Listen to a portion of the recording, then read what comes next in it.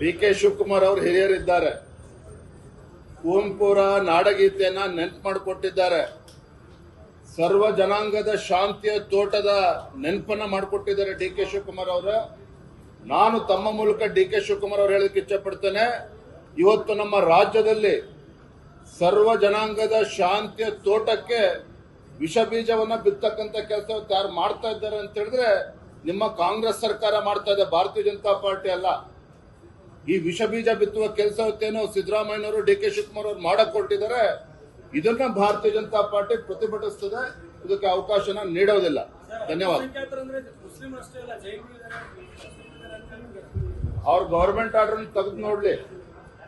ಇದು ಪ್ರವರ್ಗ 2B and ಅದರ ಅಡಿಯಲ್ಲಿ ಏನ್ ಜೈನರು ಬರ್ತಾರ, ಮುಸಲ್ಮಾನರು ಬಿಟ್ರೆ ಯಾರು ಬರ್ತಾರ? ಹಾಗಾದ್ರೆ ಕಿವಿ ಹೂ ಮುಡಿಸ್ತಕ್ಕಂಥ ಕೆಲಸ ಡಿ.ಕೆ. ಶಿವಕುಮಾರ್ ಸಿದ್ದರಾಮಯ್ಯ ಮಾಡ್ತಾ ಇದ್ದಾರೆ. ನಾವು ಮೂರ್ಖರಲ್ಲ, ರಾಜ್ಯದ ಜನರು ಕೂಡ ಮೂರ್ಖರಲ್ಲ.